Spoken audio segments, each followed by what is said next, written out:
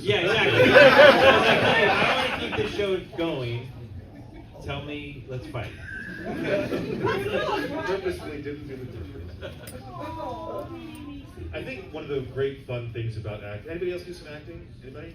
A little bit? Okay, so but you find that part of what's fun is that even though you may not resemble the character emotionally or psychologically, you can still find something to connect with and resonate with and live through.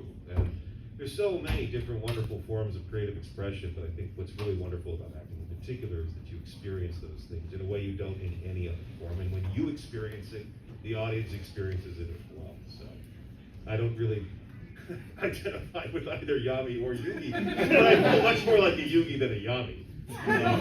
But actually, Greg's uncle once said something very wise that I held on to. Greg's uncle is also an actor. And he said, you know, you get to have the character's strengths and weaknesses, and sometimes, I mean, I was so scared. There was this performance I had to do. I was fresh out of college. Greg and I went to college together, and it was like I was on Broadway. It was my first time performing on Broadway, and I was scared, so scared that I was going to mess up. But then I held on to that phrase, and I was like, oh yeah, the character I'm portraying is confident. I can fake that. Just lean into that for the next couple hours. Awesome, great. I mean, listen, that's just amazing. Getting to hear those stories as well, and especially going to college together. Didn't even know that. That's awesome. Yeah. We have degrees in acting. That's right. What was your most memorable or challenging scene you had to voice, and why? Like from the series, is there any like challenging scene that you thought this might be a challenging scene today? I mean, Tristan had to be a robot monkey. And as everyone knows, sometimes it's hard to understand. When you're dubbing by yourself, you're not.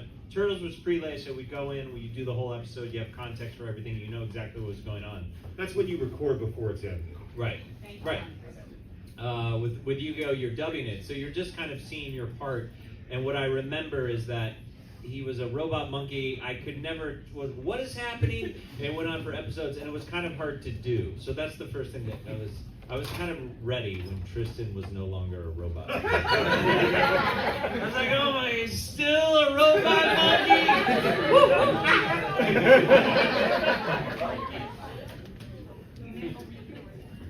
I guess I think of the first time I had to do like a younger character.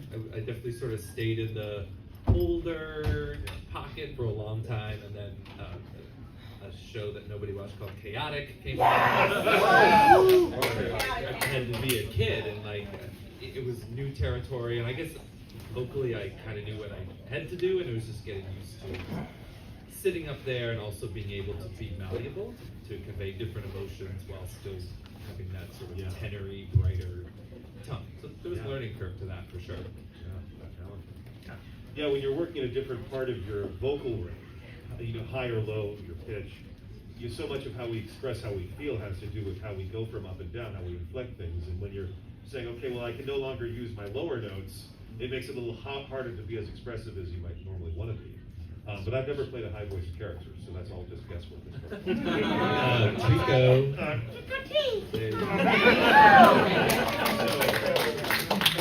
Finding the placement for Yugi and working with different directors, the actor is just trying to do their best to satisfy who they're working with. So you'll notice that Yugi's voice goes up in certain seasons, Yami's voice goes down, and it's just like, whatever, okay, whatever you want. But the hardest thing about being in Yugi's register was yelling at that pitch, and then also trying to be expressive. You know, because typically when you're being aggressive, your voice actually goes up, right? And so when you're already up, it's like, well, how do I go up from up? By the way, shout out to the back room. We got two cosplayers. Yeah.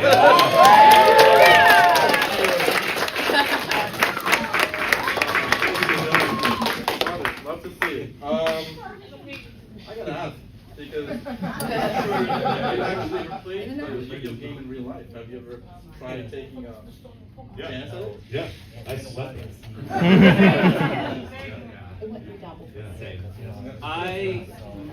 My son He was older now, but from like 10 to 14, he was pretty obsessed with the game and actually a great player. He built me a deck, which I think I figured out for like 2 weeks. He kicked my ass. But other than that, and then I retired, I think, after like 2 weeks. 2 weeks of kind of understanding the game. And then you turned into him, huh? What's happening?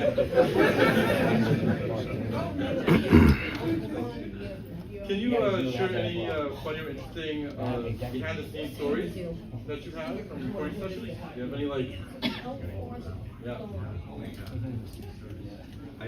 I direct as well, and I was directing Tara Sands, who plays Mokuba. We were working on another show nobody watched called Fighting Foodons.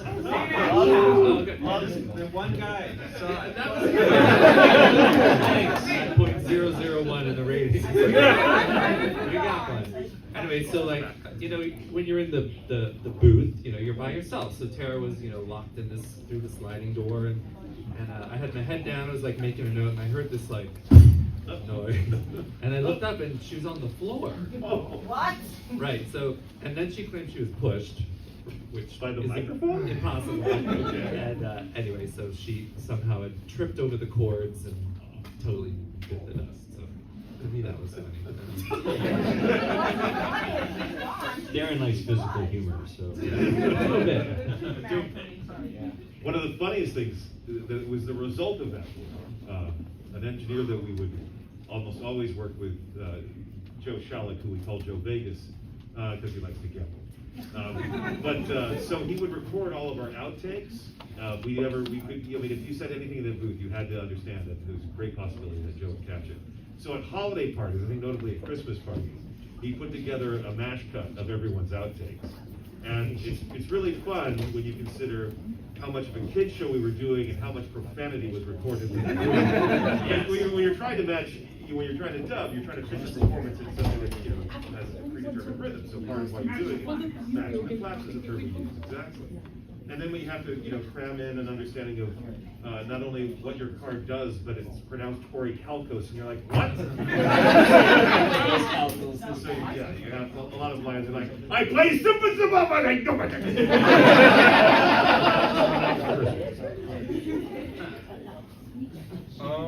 Okay, or do you or no? No, I'm good. Yeah, I never flubbed, so I'm not up. Okay, how has working on Yu-Gi-Oh! Influenced your career or personal life? Or if not Yu-Gi-Oh!, maybe another animated series? I mean, I've always said this. If anything, it's more, when I think about that time and all of us working together, the shows were great. It was awesome to voice the characters, but we all became very good friends. And I don't think that's... remain good friends. Yeah, and I don't think that's always common. And it was just a time in a lot of our lives, people hadn't settled down necessarily, or had kids. Like, we were going out all the time. And it wasn't just the actors, it was, the engineers, the directors, the people who worked behind the scenes. It was like a pretty amazing group of people. So I just always look back. It's like a 5-year run of just very fondly in more of the people. So when I think about Yu-Gi-Oh! More than the actual show, I just think about the community of people that worked on it. Because it was this amazing collection of artists, talented writers, everyone. graphic artists. Yep. Awesome. No, you guys can't share about that. I have something to say, but what do you think? Well, so very often I'm asked, what's your favorite role? And as an actor, that's really hard to choose because part of your job as an actor is to embrace every character that you portray. So I rephrase that question to the characters that I owe the most to. And by far, that's Yugi and Yami, partly because, for reasons that you'd expect, I got to be part of something that so many people liked for so long. It's really mind-blowing to me that we're in this situation today where we actually get to meet you. It's incredible.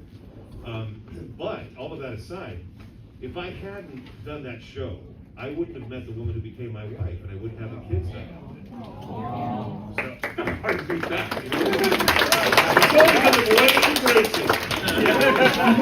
That's true. Yeah, Wayne and I quickly became friends because we have a lot of shared interests. As he described it, he was like, we were hanging out at one of these gatherings that we were at. He was like, oh, so what do you think of Star Wars? And we were just like, Star Trek?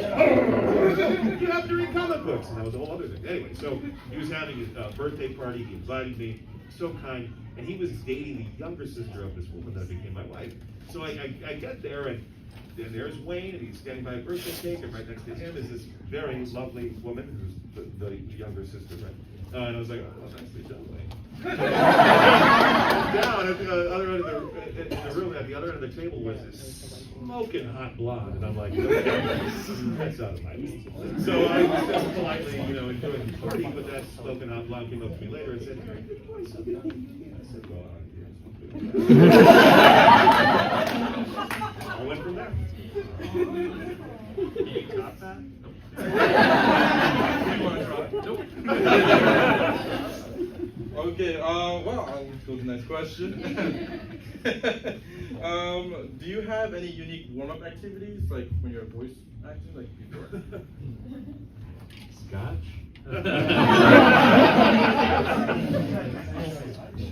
So, Greg and I both went to Mason Grove School of the Arts. At the time, it was a conservatory. Training actors, classically trained actor, actually has a certain set of requirements. You have movement, you have voice, you have acting. So anyway, we do have a lot of vocal warm-ups that we could pull on from that. So yeah, I just basically warm up the actual, I don't necessarily have to do articulation exercises, but no matter what people say. Just getting the air moving through your system. Yeah. Depends on the character and the time Sure. of day. Like, Yeah. I remember Pegasus always kind of had to have like a good tone, like a pure. Yeah. It couldn't be like raspy or scratchy. No. At 10 a.m. when you'd been up the night before. Like, I remember one night at the next session, it took me a while, and then I felt horribly, and so from then on I got up extra early. And Sure. whereas other like Splinter, you could. Oh yeah. Yeah, you can be as raspy as you need to be. So. Awesome. Well, if their series were to continue, or like a reboot, what would you hope for your character's storyline to be? Like, continue on, I guess. That Tristan would finally get to duel.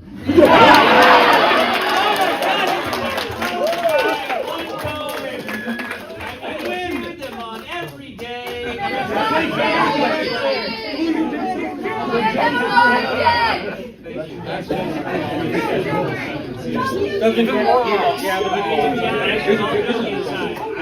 I would love to, and I jokingly talked to the woman who works at Konami, and I half jokingly The said, latter. You should reboot the original series. We're still all around. We'd love to do it. I would love to do the show again. So, anyway. And another movie. Yeah. Another movie. A little over a year ago, or maybe it's more like 2 years. But anyway, so on social media, I was still pretty new to social media. Yeah. And I put up a minute from the manga where Kaiba steals the blue eyes from Yugioh. And I put up a panel so you're going from right to left like the read a manga. And of course Eric's doing all of Kaiba's lines and I'm doing all of Yugioh's lines. So we would love to do the whole manga that way with the original cast. And that way you get to see the story that the animation was based on. So it's familiar, but it's also Brotherhood. very different. So it's still kind of fresh, and I think that would be a fitting tribute to Takahashi, Sensei Takahashi, who passed away a couple of years ago. So valuable. So that's what I would like to see. But if there were a continuation, I'd be curious to see what Yugi's like as an adult or more of an adult. And I don't think that they should bring the Pharaoh back. I think it's poignant, that he's meaningful. So he stays on. You can do a flashback, sure. I remember that conversation I had with the Pharaoh. Don't actually bring it back. No, I understand completely. Is there a movie that's that may be coming out soon? There was, I heard a rumor circulating a month or so ago. Okay. Or is that what I was told to say? I'm going to ask an off-topic Yu-Gi-Oh question, just for me, and then I'll turn to everybody else that wants to ask questions. I've heard rumors of Chaotic coming back. I've heard Brian Gannon actually brought it back from the Orchid and been trying to work on it. Would you voice it for the show? Sure. Absolutely not. Awesome. I'm gonna turn, if anybody has questions. Dark Side of Dimension, I think that was like when he was like 18 years old, and the Pharaoh's been gone for a while, and then like, Yeah. the end of the movie, the Pharaoh comes back in like yellow form or something. I think Kaiba's ass. I think, wait, I don't know. You mean I got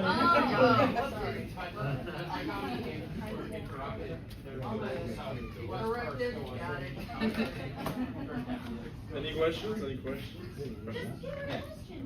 So back to what you guys were saying about voicing, and I know rights are an issue in every show, but there's the original Yu-Gi-Oh series from Japan, like the season 0 is what it's called. We've heard of it. Yeah. Would you guys ever think about dubbing that? Sure, of course. And can you dub that? not legally, without the rights holders' permission, and that needs to be respected. But I think we all feel that we'd be happy to return to the character. Yeah. How can we start that? I don't know how responsive the powers that be are to fan desires, but it wouldn't hurt to express that that's what you would want. And I think Craig makes an excellent point that we're all still. I mean, we're obviously much older, but we can all still do the voices. So yeah, What is X-Men 97? That would be. Thank you all. Sure. Yeah, all in the back. When you have to voice like an animal where there's no human reference, how do you decide on a voice for that? Is that something that the director comes with you for an idea for, or do you guys like look at the animal and then go from there? It's collaboration usually. Sometimes, and it depends on the actor too. Some actors are very good at just coming up with voices or have strong opinions on things, and sometimes the director needs to guide them. Or even this morning we were talking about a character and like, this is what I was thinking. What are you thinking? Yeah, like, there's a collaboration with that, and I guess what the producer wants too is another factor. For sure. But you also get a sense visually, what kind of sound you imagine that animal would make. Like a D drum. Entei is very lively. He also talks, but he also growls. He's got the best voice. Yeah, go ahead. Do you guys have a favorite monster from the show? I know it might be like Dark Fish, or it might be something else. Do you have a specific favorite monster? I mean, Tristan's favorite part. yeah, Tristan, Cyber Commander. Dark Magician. Yeah, I mean it's on the nose, but Stardust Dragon's a great monster. I like Junk Warrior. Sure. I liked all the tunes. Thought that was Yeah, I relate to it through the characters I portray, so Dark Magician would be the most relevant. But I mean, Obelisk or Exodia and Slifer, those aren't cool. The Winged Dragon Rise, well, of course they are. And I was big into Egyptology before I got into Yugioh, so that was fun. Marshmallow? Yeah. What about which first? Marshmallow. Silent Searching level 4. Level 4. Go ahead. Beta the magnet.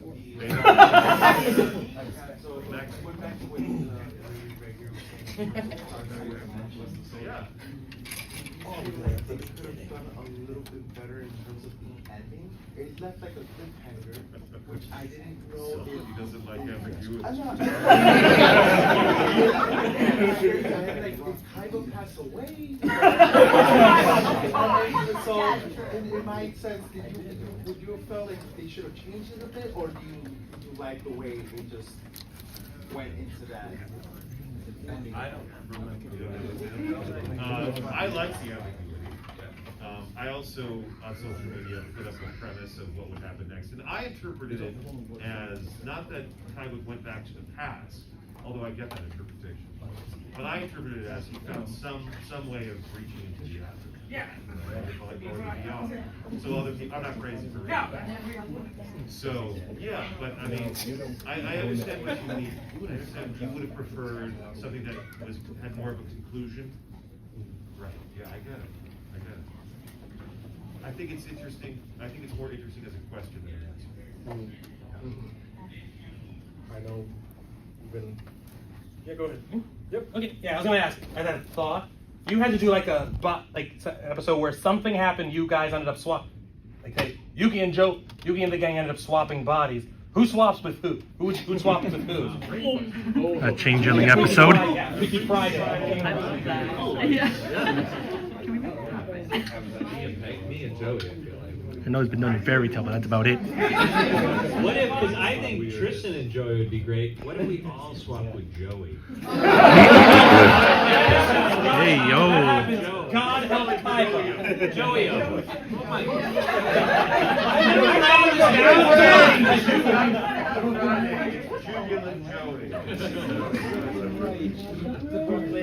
Joey. You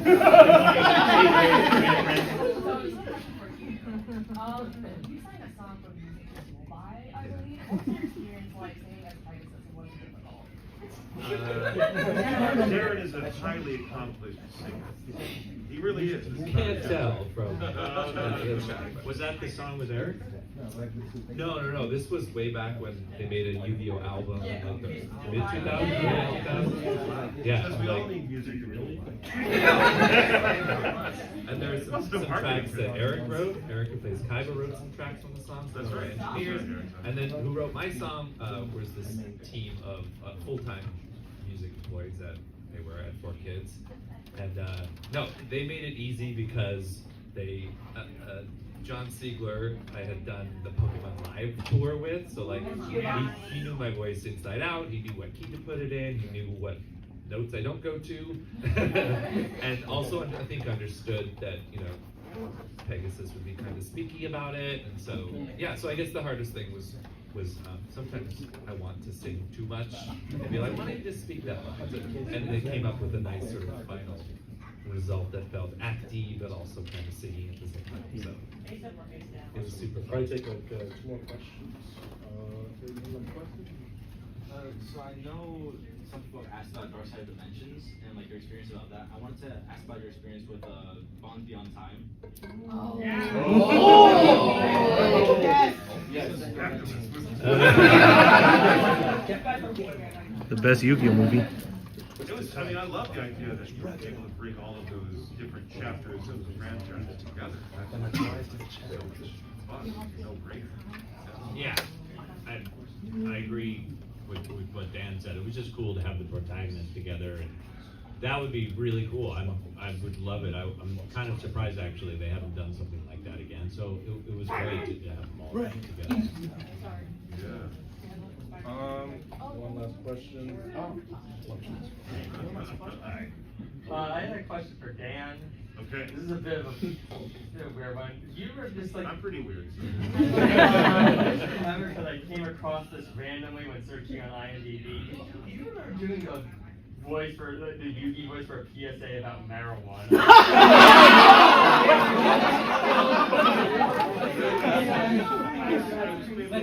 Let me see. It